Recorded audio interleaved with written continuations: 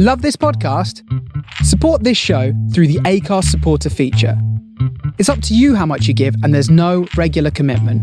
Just hit the link in the show description to support now.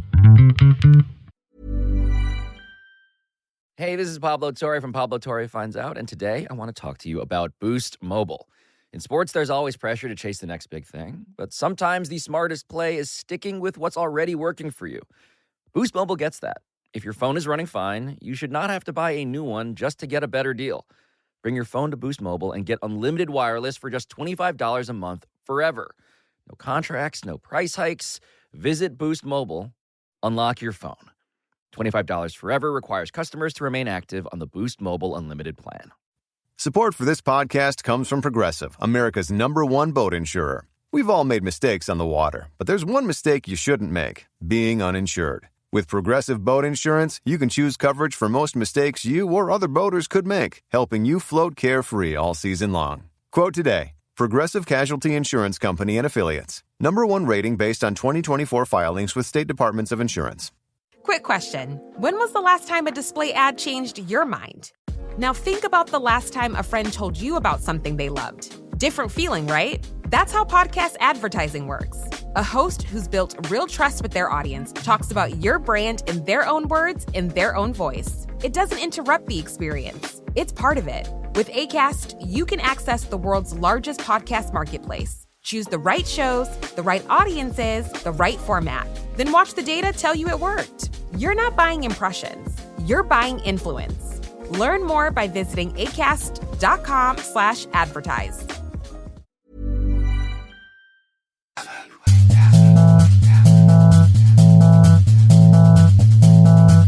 Speedway Tavern.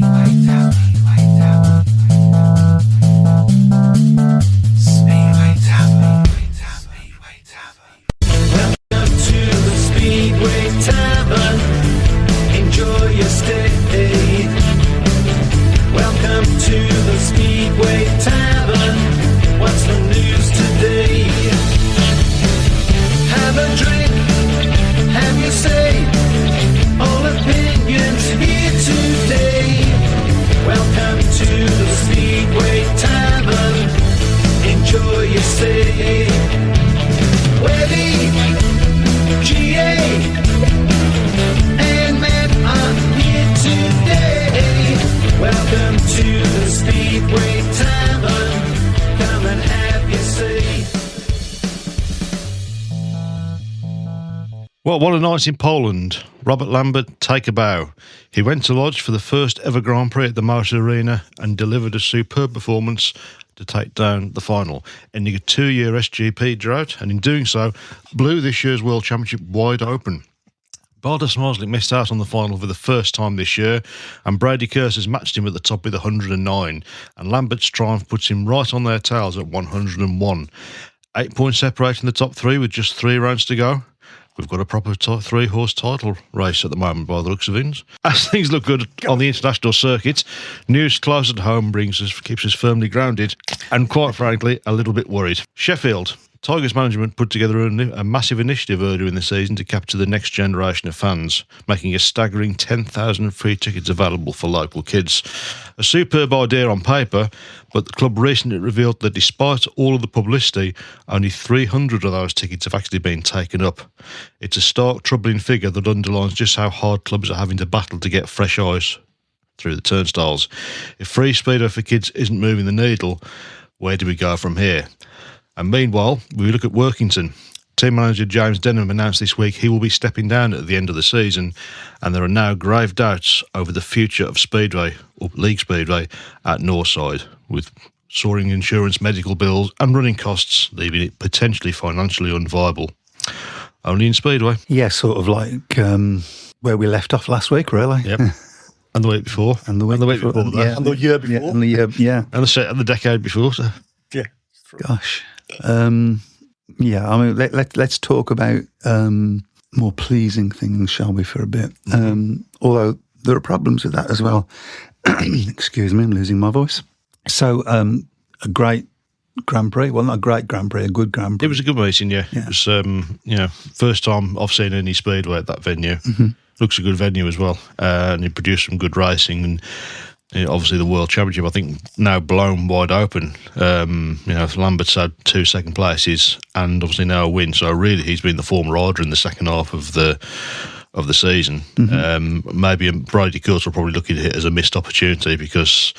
It's very, very, very, very unusually below par. Smarsley looked down on power all the way through the meeting, didn't he? Just looked slow. Just didn't look at the races at all, and looked worried as well. Yeah, I don't know what his record is like at Lodge. they're not in the top league as far as they're not in the top league in Poland. So I don't think it's a track that he rides that regularly.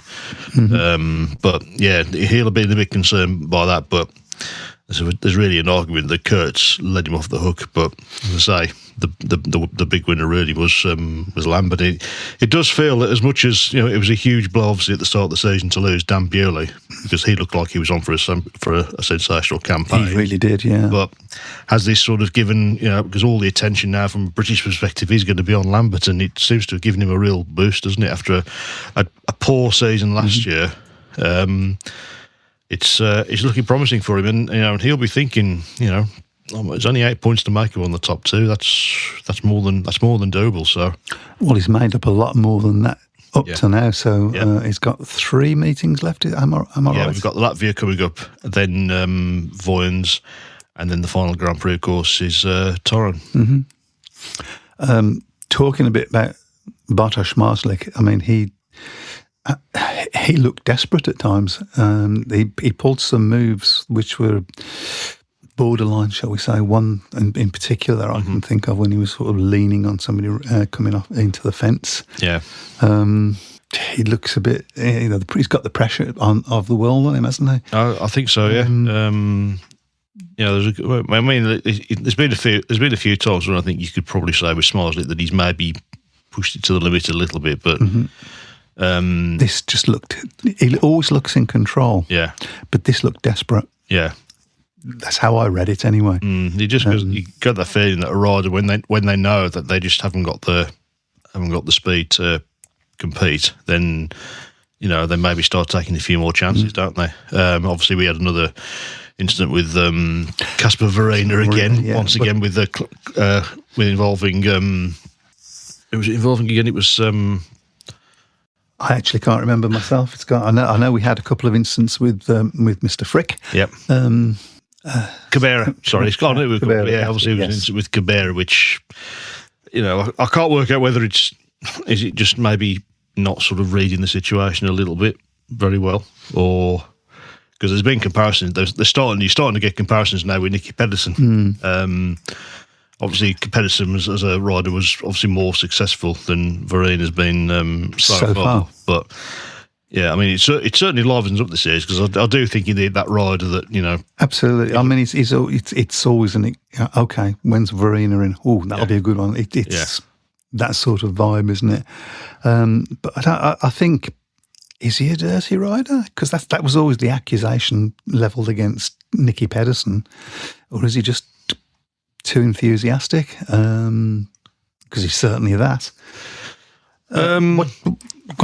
I think as a rider, I mean, obviously it's a big thrill for him to be riding in the Grand Prix, and of course, obviously let's not forget he actually won the first round, didn't he, in Germany? It seems ages ago now since that opening night in Landshut. But maybe it's a case of just putting, I mean, he's fearless. You can't deny that. I mean, as you say, when he's on the track, you can't keep an eye on him. I do think the Grand Prix needs a rider like that, but it's probably not going to be so popular with a lot of the other riders in the field, because there's been a couple of instances really that have been he's been pretty close to really causing some real damage, and it's okay until somebody gets hurt. I mean, he's been lucky on that. Of course, it's potential. Of course, the person who could get hurt could be himself. So obviously we don't want to happen. Let's be honest. Kubera was really lucky. Yeah, I mean, that was not a nice accident. He didn't want to see that at all. No, yeah, I don't like it when I see riders turning across someone down the street. No. I've seen riders do that before. I think looking at it with the benefit of hindsight, I think that was a dirty move, to be honest. But it wasn't clean anyway. No. Let's perhaps put it that way. So anybody's who would you put your money on at this point? Well, 8 points. I mean, obviously, you only get two. I suppose the biggest frustration for Lambert was he's only made 2 points up on the leader, of course, in Kurt. Well, 4 points up on the leader in Kurt. So there's not a huge difference between.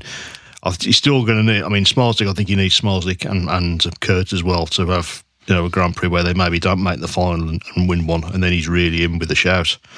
Obviously, I suppose it's happened. I mean, he's won one Grand Prix this year. Yep. And I think has he had a second place as well? Yeah, he's had 2 second places. He's got 56 points in the last 2 Grand Prix out of 60. So it's. No, I was talking about Bartok, but he's only had 1 Grand Prix. Yeah, he's won one. He won the very wet Roslev Grand Prix, didn't he? So it's not been a vintage Bartok Smalslik's performance season where you think, well, there isn't really anybody else in there. It's not been vintage, but he's still there, isn't still he? there, You can never ever write him off. So, you're now going to write him off? No, I certainly won't write him off. There's no reason why he won't come back and win a couple of the last 3 Grand Prix and maybe take it away. But you said exactly the same last year, and Brady Kurtz, of course. It's a slightly different pressure on Smalslik this year, of course, because winning it would be the first one to win 7 championships. Yep. Obviously, he's currently level with Major and Rick Hartson.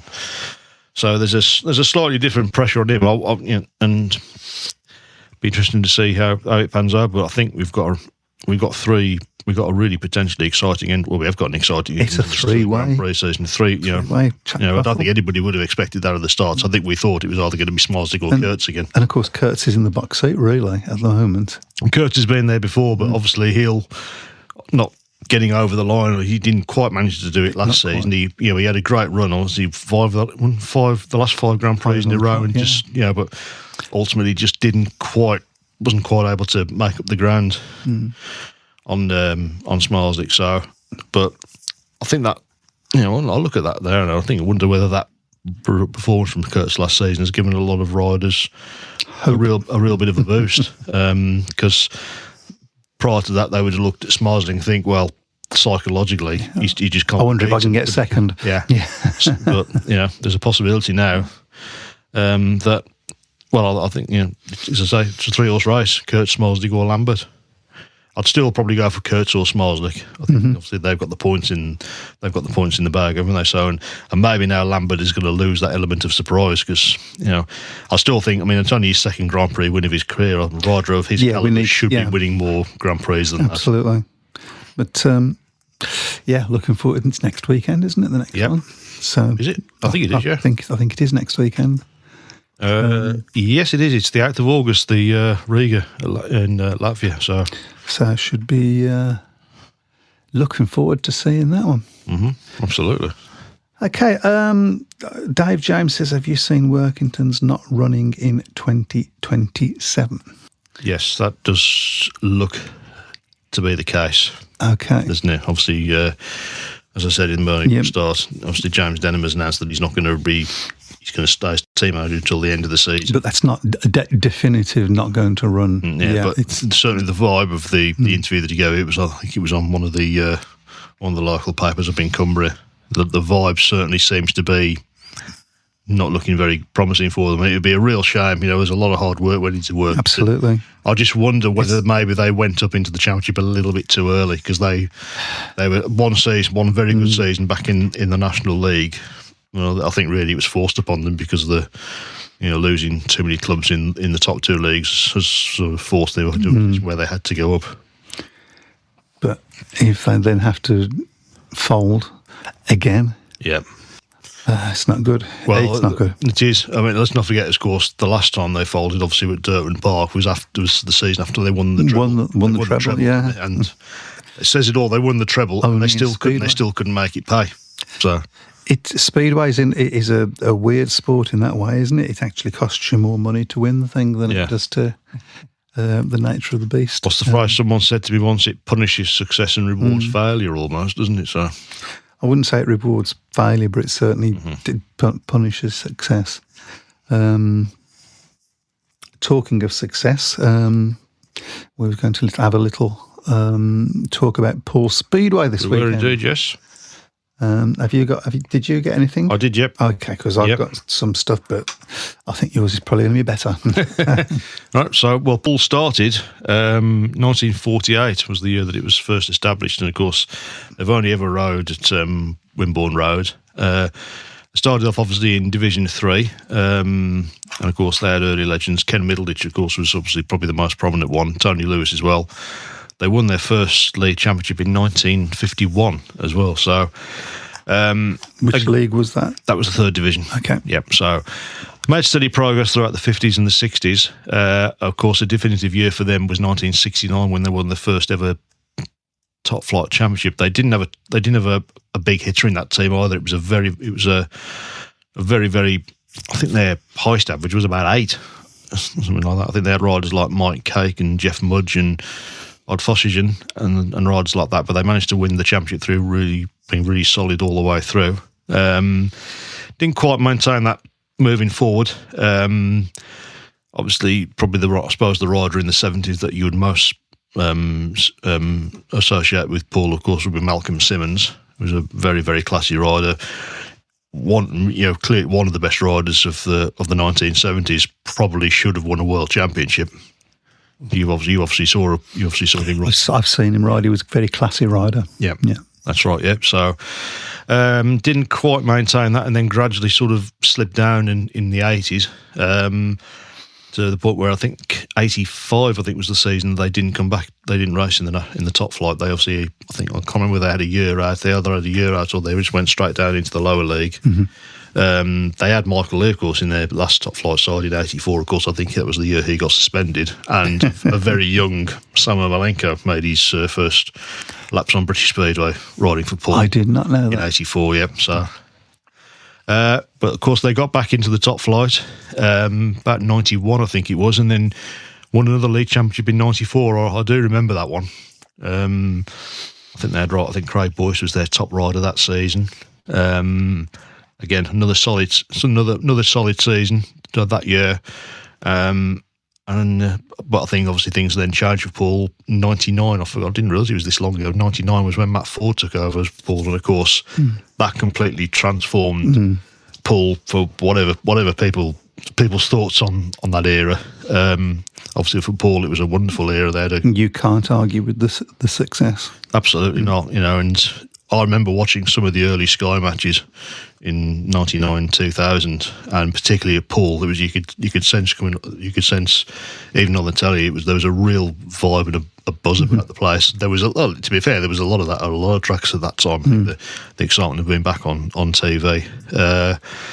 Tony Rickartson, of course, then signed for Paul. I think it was 2001, and won his 4th and 5th league championships there, and really became it was a massive figure at Paul at the time. Of course, this was obviously before Bournemouth were in the Premier League, so Speedway at the time was huge in that area. And then won the league then 2003 and 2004, and then of course dominated the 2010s.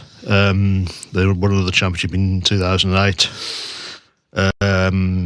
2011, 2013, 2014, 2015, and then obviously their last top flight title was 2018. And of course, I suppose in that era, the two riders that were most synonymous with them were the Turbo Twins, obviously Chris Holder and Darcy Ward. Yeah. And of course, it came with then as a surprise that they dropped down into the championship in 2020, but they've continued that level of success, haven't they? They've won, I think they won the League and Cup double in 21 and 22, and obviously won back-to-back titles again in 24 and 25. Obviously, they had that championship win, of course, in that thrilling final at the end of last season against Glasgow Tigers. So it's a really, I think you can sum from Paul, is that they've sort of started off in the lower leagues, gradually built it up, but it's only really in the last 20, 25 years that they've really sort of established themselves as one of the big powerhouses in British Speedway. I've never actually been to Wimborne Road. It is a track that I wouldn't mind going to at some point. It's just such a long way. Yeah, it is a long way. It's one of those tracks where you've got to go on holiday. We've got to be going down there on holiday, haven't you? Something like that. So, yeah. Actually, I say I haven't been. I have been there, but way back in the 1970s. Yep. I went and visited on holiday, as it happens, with my dad, bless him. Yep. I remember nothing about it. Far too young. Okay, so what we would love to hear from you guys, obviously everything else that we normally do, you're already getting messages up on the shout box. Thank you for that. Phil Taylor says, but they couldn't beat Plymouth last Saturday. Yeah, I thought that might go down well with Phil. So, give us your memories of either when Paul's visited, or your favourite Paul rider, or a Paul rider that's made the most impression on you. That sort of thing, and I will start because you know where I'm going to go straight to, don't you? Yeah, 2013. Yep. It hurt at the time, but it's like I said. Oh, come on, it still hurts. It's like I said. You can't argue with the success that they have, and yeah, part of the hurt is jealousy. You would like to think that.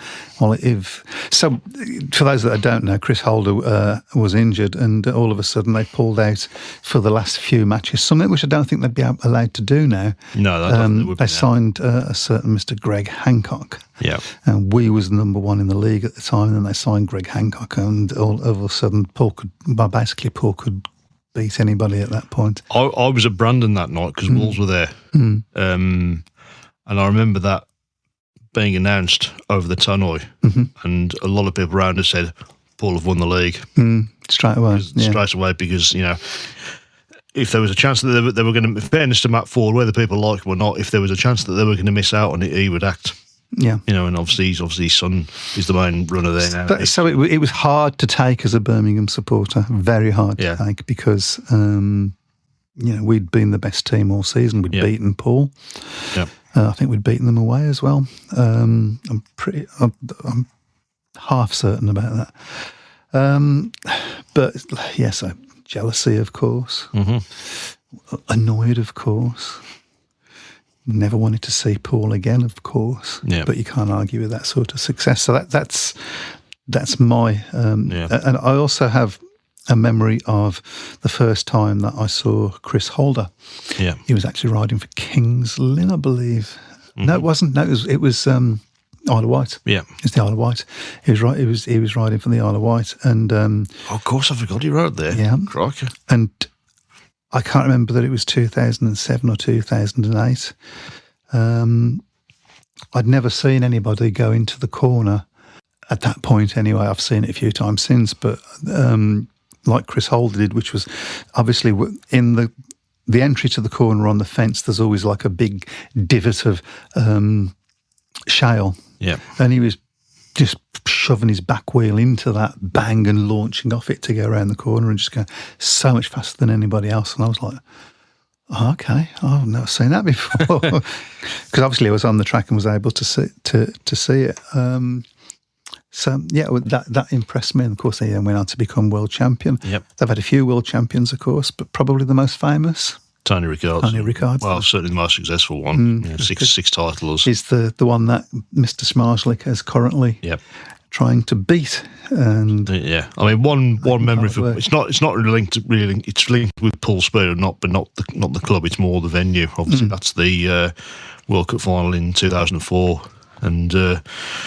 Hans Andersson's decision to team ride the Swedes to win to help them win the final. It was probably the best chance Britain have had since the last World Cup win in '89 to get that gold medal. And there was a lot of anger at the time. I remember it because I think the following meeting, because Hans Andersson was riding for Ipswich at that time, and I think they were due to race the following night, and he was withdrawn from the meeting because they just knew that there was going to be a lot of.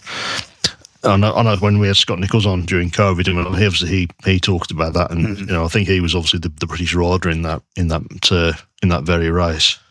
He was not best placed. He wasn't. I mean, so ironically as well, of course, they were teammates at Ipswich.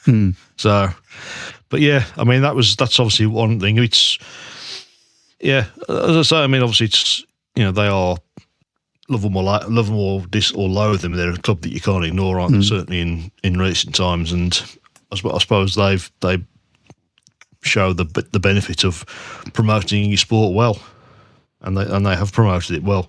Generally at Poole, they've always had strong teams. They've had a good catchment area. They've always had a very good fan base. Even in the years they've dropped into the Championship, they still get good crowds. Absolutely. Yep. Right, well, catch up a little bit on the shout box. Who do we think will finish fourth in the Premiership playoffs? As I think it will go down to the wire. I think it's probably easier to work out who won't. Well, there's more teams that won't, more teams that will that won't. Isn't it? That's what's frustrating about the top league. I mean, I think we're all pretty much of the opinion that Bellevue and Leicester are already there. Let's just have a quick clarification on the table. Of course, Bellevue, very, very big win against Leicester, obviously, on 61-29. That's the same result they had in the A fixture. And they've got 2 fixtures left at home. That's Kingsley on August the 10th. And then on the bank holiday, they've got Sheffield, and you would certainly back them to win both of those matches. They've still got to go to Ipswich, they've still got to go to Leicester, they've still got to go to Northampton, and they've still got to go to Sheffield. So they're in prime position. So they're on 26, Leicester 19, Sheffield 16, Kingsley 14, and Ipswich 14. So, I mean, the one thing that probably will go against Kingsley, I think they've only got 2 home matches left so far. Right. Before the end of this season. And they haven't really travelled. August the 24th, they've got Ipswich. That could be a huge meeting. I mean, it's going to be a big meeting anyway, because there's a big rivalry between the two sides. But particularly if there's a last shot, there's a shot at the last playoff place up for grabs.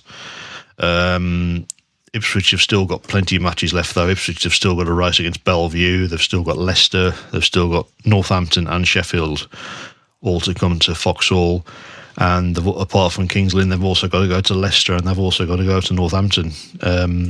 So Kings Lynn, just that one home meeting, they've still got to go to Bellevue, they've still got to go to Northampton, they've still got to go to Sheffield. So, yeah, so it's going to. I think that one could go all the way down to the wire, couldn't it? I think you got to say, obviously, Bellevue, Leicester. I think probably Ipswich. Sheffield. And Sheffield. Yeah. Sheffield 16, Kings Lynn and Leicester on 14 points at the moment. So I think that's going to be a top 4, isn't it? Yeah. Yeah, I would probably just put. I mean, Ipswich had a bit of a sticky run, didn't they, in recent weeks? That sort of pushed them down after a good start to the season. They just lost the Knockout Cup, of course. Yeah. Which we should say well done to Leicester for. Absolutely, yep. Nice to see. On a day we're talking about Poole, it's nice to see somebody else winning a trophy. Leicester versus Kings Lynn to be rearranged early September, home and away, says Elliot. Going back to Poole for just a second, somebody by the name of Brian Buck, I don't know who he is, but one unwanted, and somebody's going to have to go and do some research now. One unwanted record Poole have is that a rider was killed in the first ever race at the stadium in 1948. Yeah, do you remember when we had Phil Lanning on the show? Because I think he said that his dad, that was his dad's first ever meeting, was that one. Right, yeah. That does ring a bell, yeah. I can't remember his name without looking it up, but it was a sad tragedy. So all you sleuths out there. I think if Brian's written it, it's probably true. Yeah, I'm sure it's true. It would be nice to know the name of the rider. I should say, we have got a photograph somewhere of my dad in a Poole race jacket. It's a Cycle Speedo race jacket. Yeah. I remember him showing me. He actually showed me not long before that 2013 player final. I said I'd keep that hidden if I were you, Dad.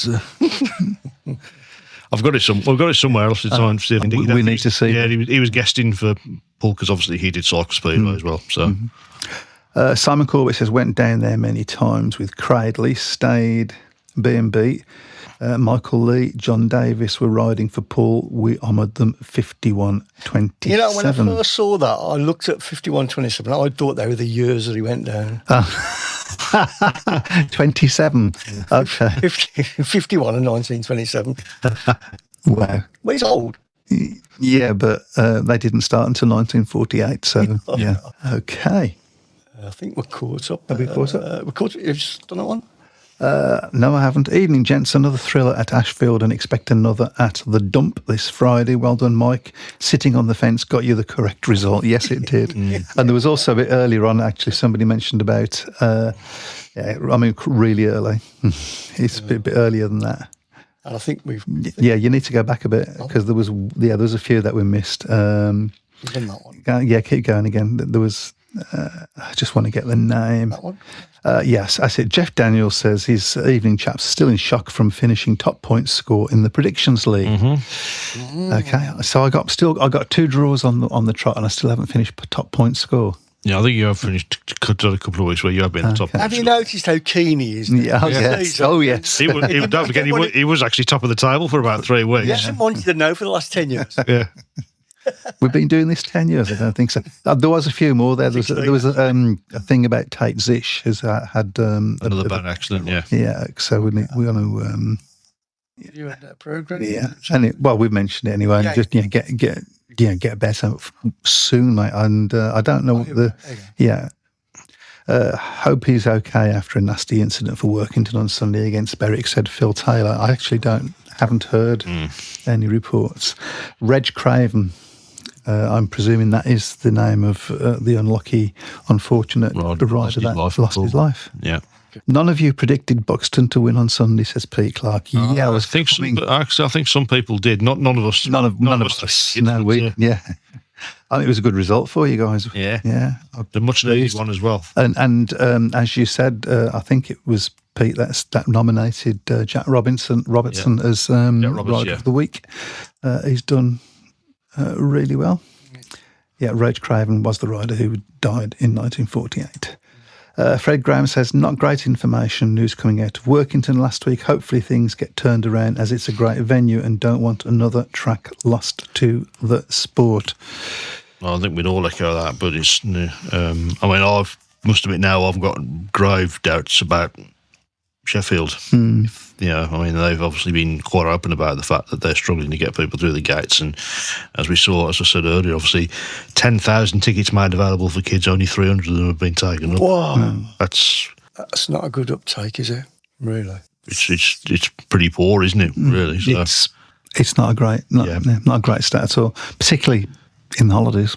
Yeah, in a big city like Sheffield as well. So where there's been... Yeah, but you can just go back up one. There was one there that I wanted to... Oh, no, I've already read that one. Okay, Tate Zish had a concussion, no broken bones, luckily out for 9 days. So that's good news. After last winter's debacle, I wonder if the BSPL are more organised already for this winter for the 2027 season. What with the rumblings of Workington maybe not running in Sheffield, small crowds apparently, will 2027 be one league or 1.5 leagues again?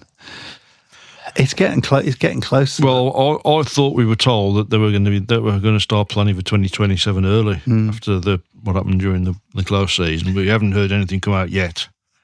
Not likely to. No. That's never been... I mean, I would say the fact that last season they were perfectly prepared to run a top flight with 5 teams, had Northampton not been sorted out. To me, that would say everything you need to know. The way things are going, there's going to be not many teams left in the Championship either. Well, we've only got 9 at the moment, which is the lowest it's been for a long time, as I say. Oxford, of course, they obviously had they had a few problems earlier in the season. That now seems to have sorted itself out. Obviously we've been talking about Poole. We're still hearing rumours about Poole, about the fact that the stadium has been earmarked for potential redevelopment at some point in the future.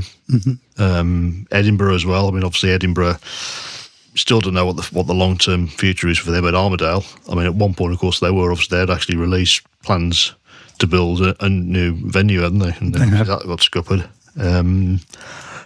It's just a bit of a. It's really worrying at the moment. I've never known an era where there's been such a systematic decline across all 3 leagues. To be honest, there's always been a period where the top flight looks the strongest, then the National League goes strong, and then in the middle tier. But at the moment, it just seems all 3 leagues at the moment. I mean, the Championship, you've got a Premiership with 6 teams where there's no variety at all. a championship where, I mean, you look. I mean, I've got the championship table in front of me. I mean, the big success story of the championship season so far has been Scunthorpe. As I say, nobody predicted Scunthorpe to be doing this well. They're top, obviously, on 11, with Edinburgh after 11 matches with 17 points. Edinburgh 17 from 10. Then you've got Poole and Glasgow both on 16, Redcar 14, Berwick 12, Plymouth 12, Oxford 9, and Workington 7. So already those bottom two sides sort of cut well adrift already, aren't they? So, which is been there. Yeah. We should talk about Northampton, actually. There's been some changes at Northampton. Troy Batchelor's out, and Matty Zagar. Yep. And I'm trying to remember who the replacements were. Well, Adam Ellis is one. Adam Ellis, yes. That was for Matty Zagar. Yep. Would you say that's a good swap? Better swap, a worse swap? Well, I think Adam Ellis will certainly have a point to prove, won't he? So, I mean, obviously, was part of Ipswich's successful team last season, found himself on the sidelines at the start of the year. Quite damning, really, that you've got a British rider can't get a team place in his own country. And Mitch McDermott, of course, the young Australian, obviously, he, I was quite impressed with him when I watched the footage of the Australian Championship. Very similar in certainly in terms of his leather style and obviously racing style to Lee Adams as well, which is very high praise. Lee Adams was a very classy rider, as you all know. Not particularly surprised with Zagar obviously leaving and obviously Batchelor going as well. Batchelor was surprised. Yeah, I've seen it. I saw a thing on Facebook from him, and I think he was surprised because he said he's been working hard to get his leg back in shape, and he was actually, I think, going to be back on the bike this week. Yeah, and then gets told he's out. So so. It's an interesting one. I mean, obviously Northampton not sitting on their laurels. They've done pretty well the last few weeks, haven't they? They've had some pretty good results. I mean, they got 6 points so far. I mean, I think they were always going to finish bottom of the table because they, one, because the season started so late for them and it took so long to organise. But I think they'll be reasonably happy with what they've achieved so far. Be interesting to see what their crowds have been like as well, how they've held up. I mean, obviously with every single club, you're always going to get an initial spike on, then it sort of finds its level, doesn't it? Really, you just hope it's a high level. Yeah. So, but I think the crowds have been okay from what I've heard. I mean, if I'm just looking at their results, they've had wins they've beaten Leicester and they've beaten Kings Lynn. They've got a draw against Sheffield. Their home matches remaining, of course, they've got Bellevue, Ipswich, Kings Lynn and Leicester still to come. So not Sheffield.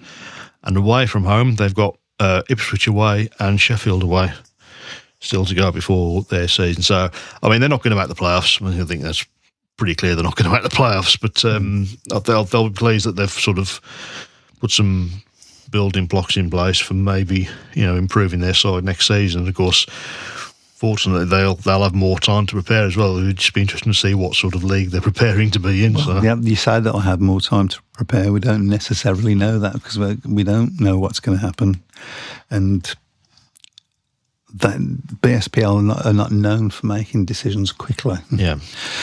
Mitch McDermott guest rode for Bellevue last night, 8 paid 9. Also, he'd never rode there before. Very impressive. Good little rider. Yeah, as I say, I saw a lot of him in that Australian Championship. Have a think about your rider of the week as well. We've had one nomination, Jack Roberts, so have a think about that. Okay. Rider of the week and Paul Rider of Hey, this is Pablo Torre from Pablo Torre Finds Out, and today I want to talk to you about Boost Mobile. In sports, there's always pressure to chase the next big thing, but sometimes the smartest play is sticking with what's already working for you. Boost Mobile gets that. If your phone is running fine, you should not have to buy a new one just to get a better deal. Bring your phone to Boost Mobile and get unlimited wireless for just $25 a month forever. No contracts, no price hikes. Visit Boost Mobile. Unlock your phone. $25 forever requires customers to remain active on the Boost Mobile Unlimited plan. Nothing beats tradition, like weekly game nights at Mom's house. And Tostitos, crafted with masa made the traditional way, starting with whole corn kernels, with flavors worth gathering around, like a hint of lime and Mexican street corn. And no artificial colors, flavors, or preservatives. That's the Tostitos way. Bring Tostitos to your next game night, and you'll be winning either way. Tostitos. Tradition matters.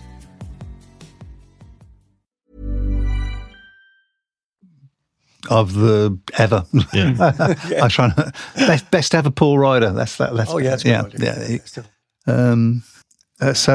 This is more bad news for British Speedway, of course. Next season, Poland. This is from Jeff Daniels. Poland is restricting all riders to one league, apart from Poland, obviously. So the likes of Zach Cook, etc., can only ride in one British league. No doubling up. I mean, I don't know whether that's true. That I can't double up.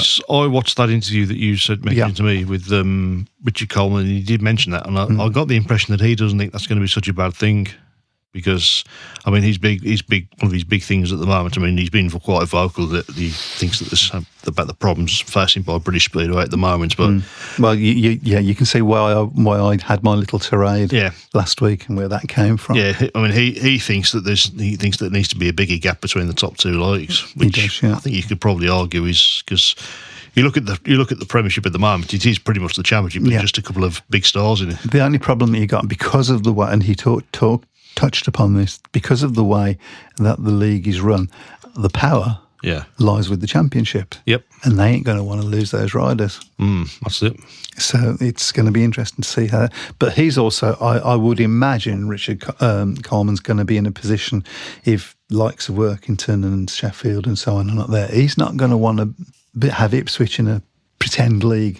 I think the other thing as well, of course, is that obviously with the rules on new promotions, he's not allowed to have a say or a vote for the first 2 years, which I think is a nonsense, really. Yeah, if you're running your business, you don't get a say.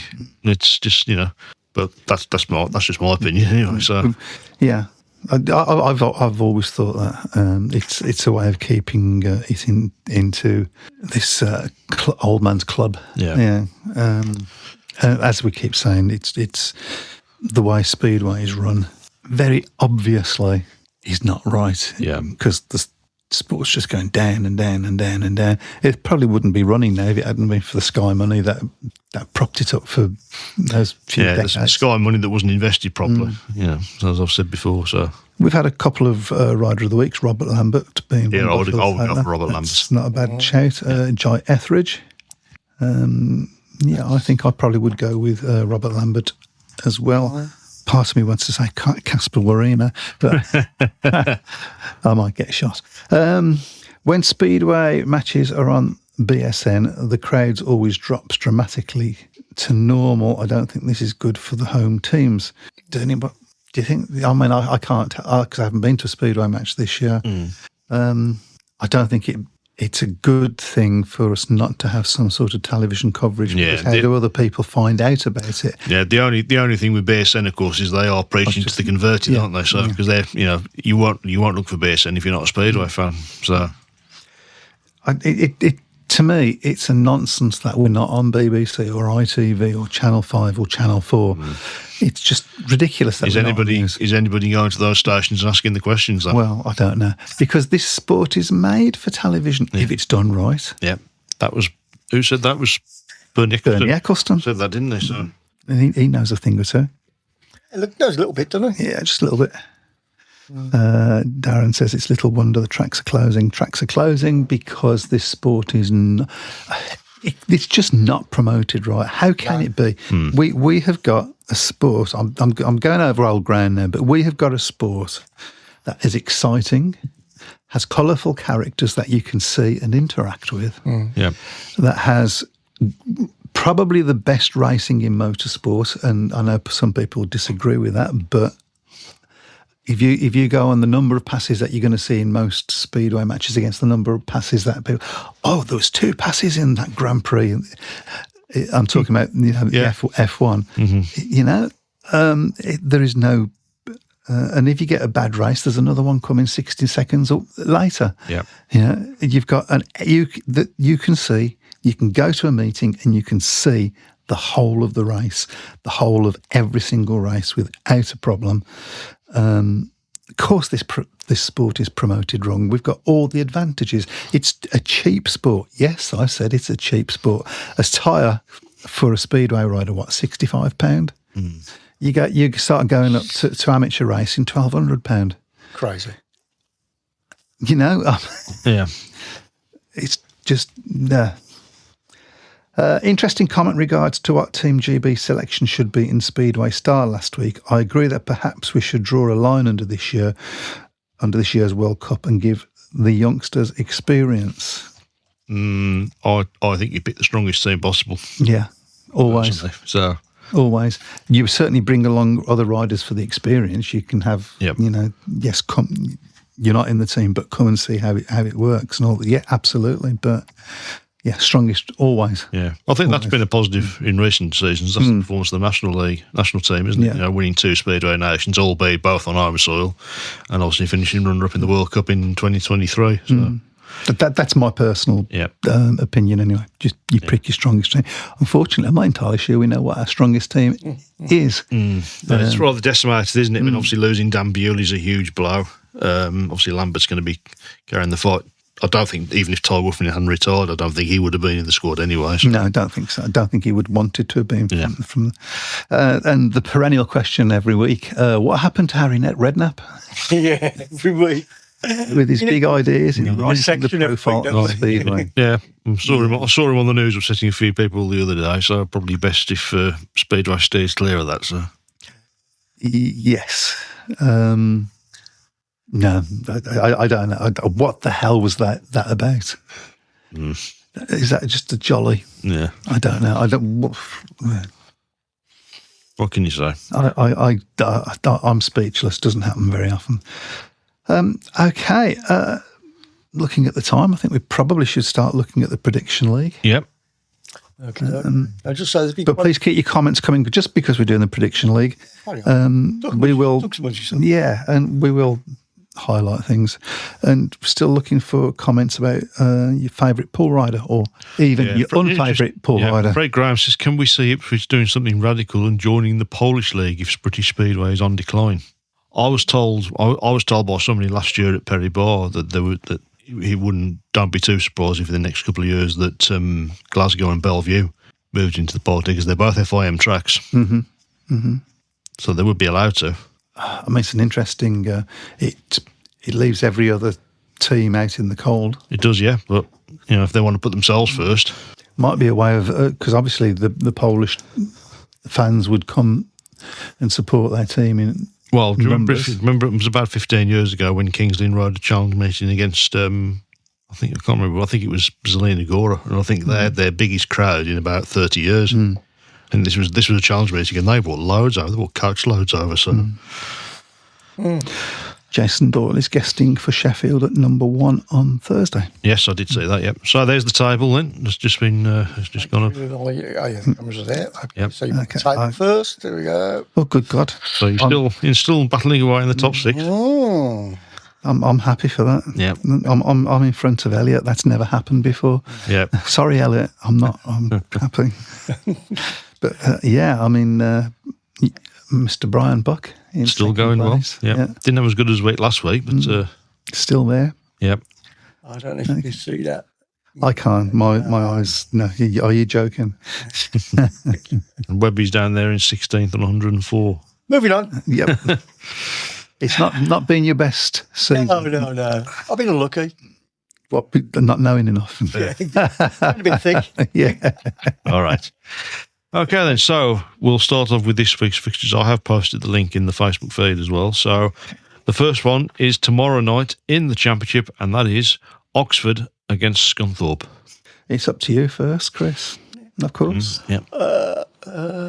Oxford by 4. Scunthorpe by 4. I'll go Scunthorpe by 6 on that one.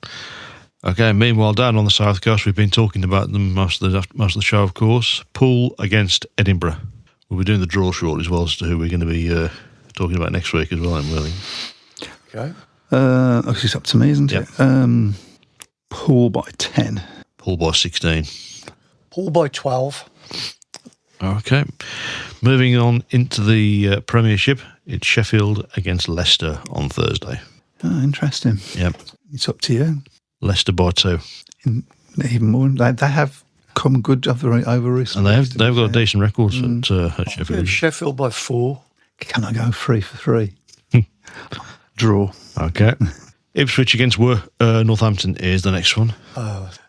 Ipswich by 18.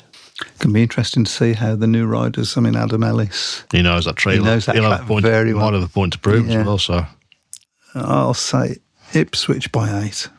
Northampton have done well at Ipswich this season. I'm going to go for Northampton. I'm going to go for Northampton win. Northampton by 2. Okay. You can probably see now why I'm 10th, can't you? Yeah. Okay, so the next one is in the National League. That's Kings Lynn Young Stars against the Edinburgh Academy.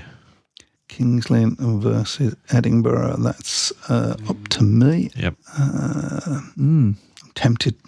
I'll say Kings Lynn by 4. I'll say Edinburgh by 2. Kings Lynn by 8. Okay, Friday night in the Championship, Edinburgh against Glasgow. You bet. Yeah.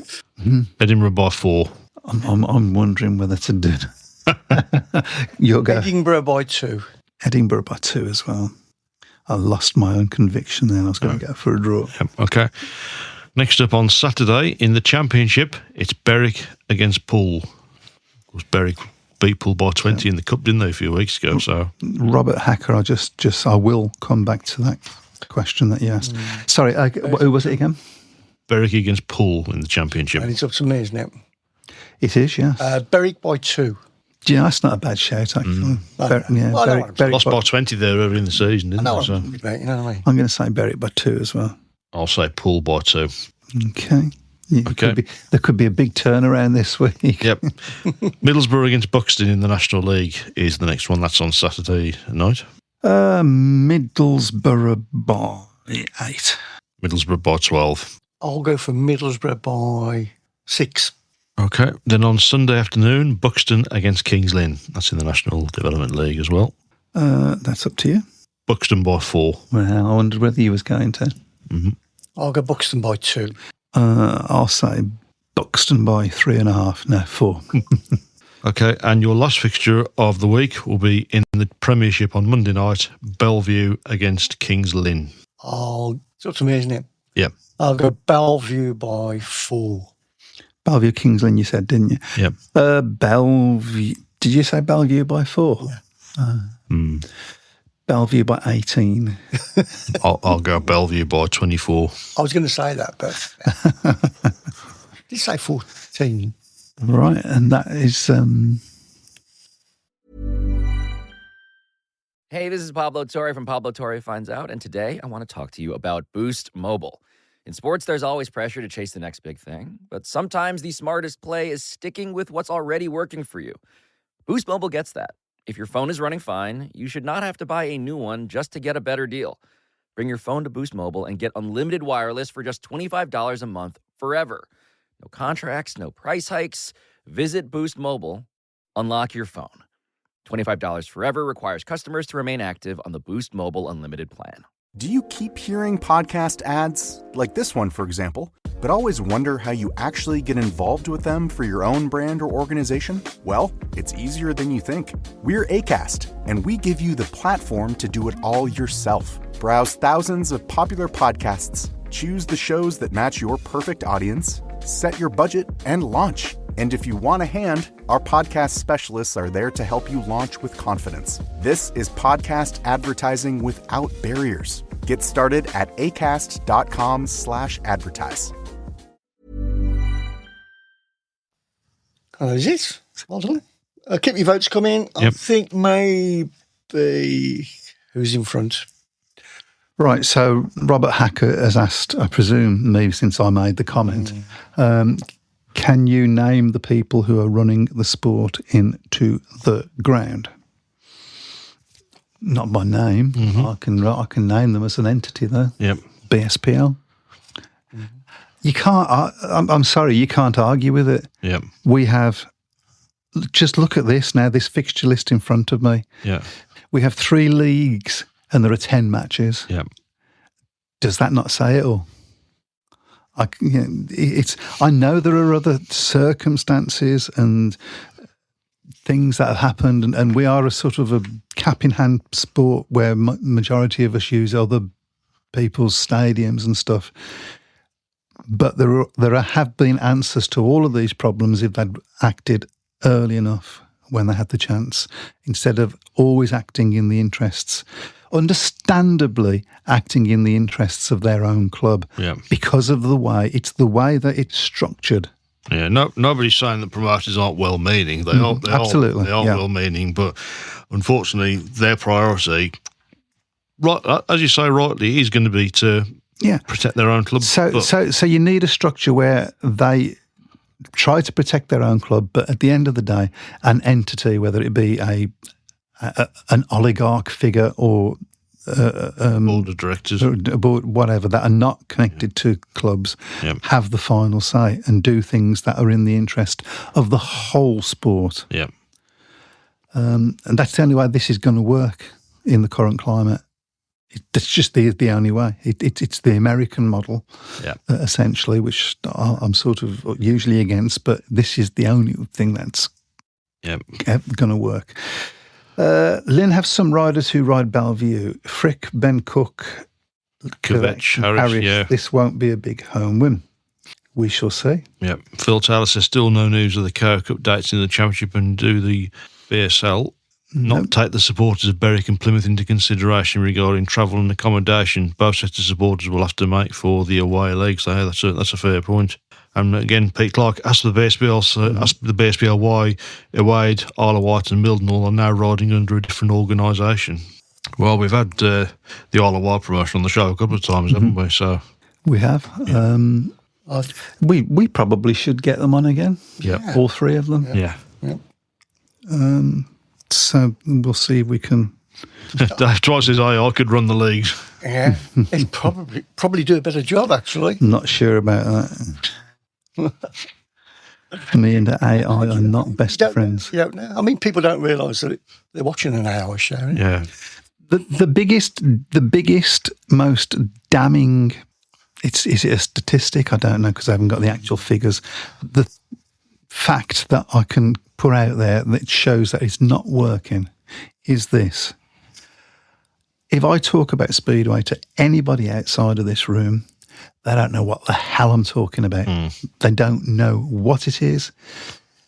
They've got that, and when I say it's motorbikes, it's like, I'm not interested in that thing because they think GPs and things like that. Yeah, and that's the most damning thing I can say is how can you be promoting a sport correctly if nobody bloody well knows about it? Well, it's quite damning, I think, as well that we hear talk from people up in Manchester that there's a lot of people in Manchester who don't know that Bellevue exists. Bellevue is probably the most famous club in the country. It's got the most iconic name. It's the one with probably the most amount of history behind it, and it's got a fantastic stadium.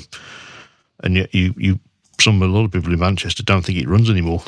I was getting right up until last year. It happened last year again, the last year of Birmingham. Yeah. I used to go to watch Birmingham Speedway, but they closed down in the 80s. Yeah. And to be fair, we've been out on the paper, we was in the radio, we had a little bit of television, but... Yeah, I mean, Robert Thacker's just put. Yeah, I mean, this is a fair point. I mean, he's mentioned there about Saturday nights. I think that's the one thing that Speedo does miss is regular Saturday night racing. Absolutely. Phil Taylor says franchise the sport is possibly the best way forward. I mean, that's essentially what we was talking about. It's like the American model. You just need somebody to finance that. Yeah. Frank Grant says Glasgow had loads of Polish fans attend when we had the Master Noah Lodz GP reserve in our team. Also, massive attendance by Polish fans when we held a GP Poland test match a few years ago.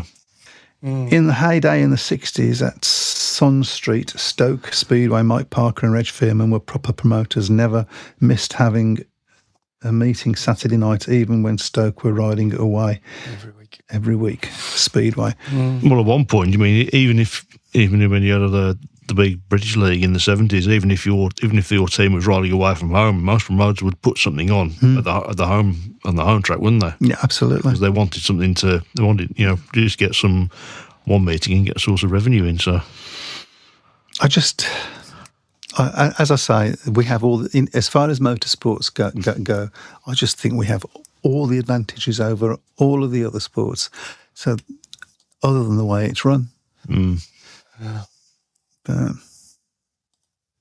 Pete Clark says, I keep buying lottery tickets, fingers crossed. I think you might need more than that, to be honest. Whoever decides to take this over as a franchise needs to have deep pockets for a while. Yep. I actually... Mike Sales, their Saturday night racing has benefited Plymouth. The attendance has virtually doubled compared to Tuesday. In Polish leagues is not a bad idea for certain clubs. Bellevue, it wouldn't be a bad idea. Glasgow can because they're an FIM track, so... I don't know how which falls in that because it's quite a small track. Well, there has been talk about it. It's maybe staging EG. So, if it saves the sport in the country, but to think there's only going to be 3 enclaves, I would imagine even if they did that, the other clubs they'd have to form one league, wouldn't they?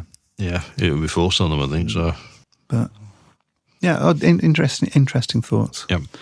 Are we going to do the draw through we're going to be talking about next week? We should do that. Get the official cup. Go on then. The official cup. We've got a cup this week.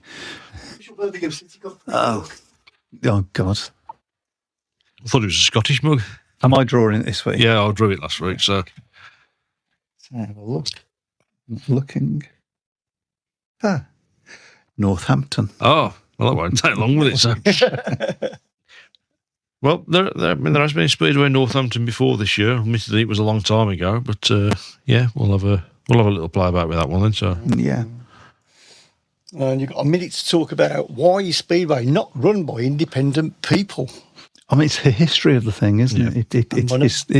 It's history. I mean, it was the sort of history of Speedway as it started off really not so much as a sport, more of an entertainment and then so it's all run by independent promoters who suddenly said, let's try having a few matches against each other and do that. And the crowd loved it, and it sort of evolved from that. But it was always independent businesses, and it's caused a lot of problems through pretty much all of the eras, really, that model. So it's just the history of the thing and people. So, any more questions out there about that? But I think it's literally just historically the way it started. It didn't start off as being a sport, as it didn't in any other country. And in a lot of other countries, it continued to just be an individual thing where anybody could come and have a go, really. Yep. A good question. Has Speedway ever been run independently? In this country, no. I don't think so. I couldn't tell you for other countries. I think there's been attempts in the past, but they've never really come to much. Again, another example, isn't it? It doesn't work, so we'll just get rid of it. So. It doesn't work. We'll get rid of it. We won't try and make it work. Yeah. We won't try and find out what's wrong with it and what, So, it's... And there we go. We have come to the end. Okay. But that's what needs to be sorted out.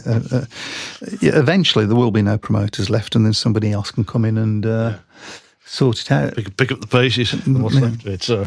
But I might not still be alive by then, who knows. Okay, so we will talk about, we want to know all of your Northampton memories. Yep. Yeah, absolutely. And we will try and get in hold of somebody from Northampton. I'm going to just put this over as well, just from Dave Twine. Johnny Hoskins was the key figure who arrived in England in 1928 with the mission to popularise Speedway in the British Isles, although the first UK meeting had been held earlier that year at High Beach in Essex. The sport in the UK was initially organised by the North Manchester Motorcycle Club and was controlled by E.O. Spence. See you soon. Enjoy your Speedway. Take care. Bye-bye. Good night. Welcome to the Speedway Tavern. Come and have your say.